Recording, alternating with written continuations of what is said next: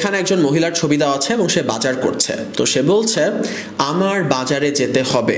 এই বাংলা কথাগুলোই আমরা মুখ খুলে ইংলিশে বলার চেষ্টা করব। আমার কিছু করতে হবে এই ধরনের কথা ইংলিশে I have to দিয়ে বলে। তো আমার বাজারে যেতে হবে I have to go to the bazaar। তো লিখে ফেলি, বলেও ফেললাম, লিখে ফেলি I have to go to the bazaar।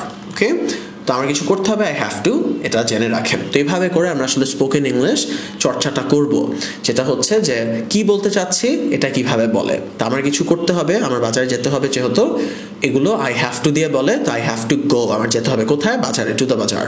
আমাদের চিনি এবং চাল নেই।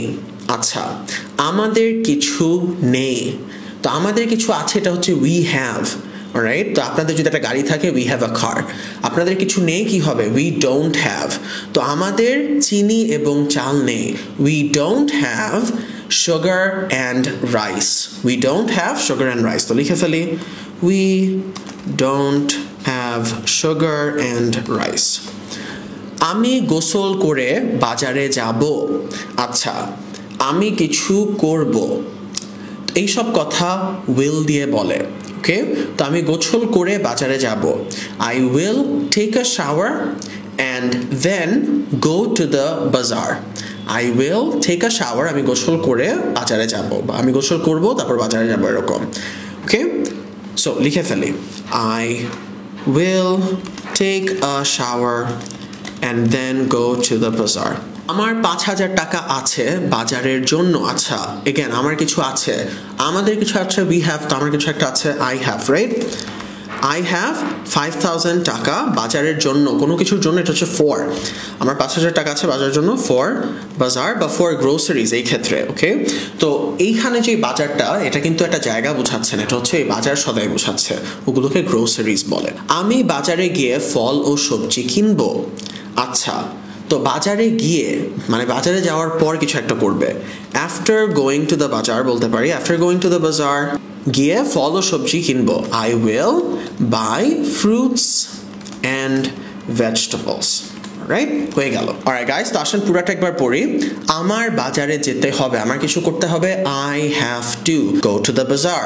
আমাদের চিনি এবং চাল নেই, we don't have sugar and rice। আমি গোসল করে বাজারে যাব, আমি কিছু করে তারপর মানে ভবিষ্যতে এটা করবেন তারপর এটা করবেন, তো I will take a shower and then go to the bazaar।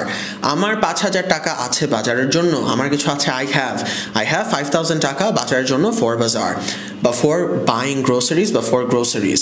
আমি বাজারে গিয়ে ফল ও সবজি ও কিনবো। আচ্ছা, ও আছে, তো এটা also হবে I will also। ওকে, তো আমি এটাও করব, এইসব ক্ষেত্রে also আসে। আমি বাজারে গিয়ে ফল ও সবজিও কিনবো, তো after going to the bazaar, বাজারে যাওয়ার পর I will also buy fruits and vegetables, আমি ফল ও সবজিও কিনবো। অলরাইট, বাজার কেনার পর আমি একটা ক্যাফেতে যাব। আচ্ছা, এখানে বাজার বলতে গেলে বাজার সদাই বোঝাচ্ছে, তো গ্রোসারিজ হবে। ওকে, তো after buying the groceries, এই যে কোনো কিছু করার পর after buying the groceries কি করব, আমি একটা ক্যাফেতে যাব, আমি কিছু করব, তো I will, right? I will go to a cafe এবং সেখানে কফি খাবো, and কিছু করব I will drink coffee there। সেখানের ইংলিশ হচ্ছে there, and I will drink coffee there। তো বেসিক্যালি ভবিষ্যতে আমি কিছু করব, খাবো, যাব, এগুলো সব will তারপর verb, তো I will drink coffee there। Alright guys, next হচ্ছে বাজারের পাশেই একটা ক্যাফে আছে। তো কোনো কিছু আছে এসব ক্ষেত্রে there বসে। তো আমার টেবিলের উপর একটা ল্যাপটপ আছে না, there is a table on the laptop, এভাবে করে বলা হয়ে থাকে, right?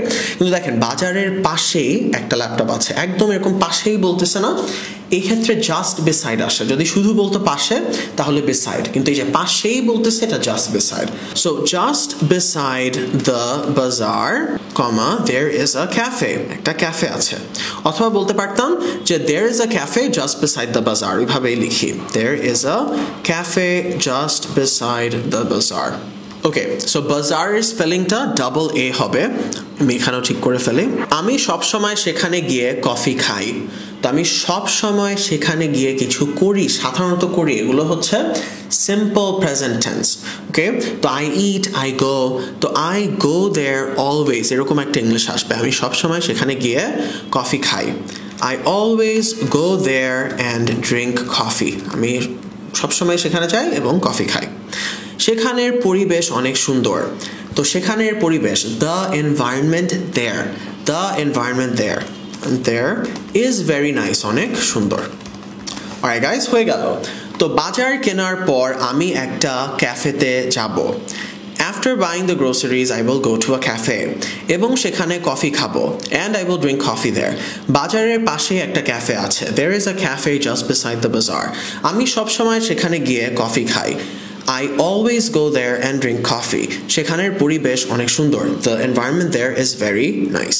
Alright guys, so that is it for this class. আপনারা কেউ যদি আমার 1 ঘন্টার একটা free English learning master class করতে চান, যেই ক্লাসটা করলে আপনি ইংলিশে কথা বলতে পারবেন, সাথে একটা ফ্রি 33 পাতার PDF ফাইলও আছে যেটা ডাউনলোড করে বাসায় বসে পড়তে পারবেন, তাহলে আমি নিচে লিংক দিয়ে দিব, ওই লিংকে গিয়ে ক্লাসটা করতে পারবেন এবং প্রত্যেকদিন ইংলিশ লার্নিং কন্টেন্টের জন্য ইংলিশ বলিকে ফলো করুন।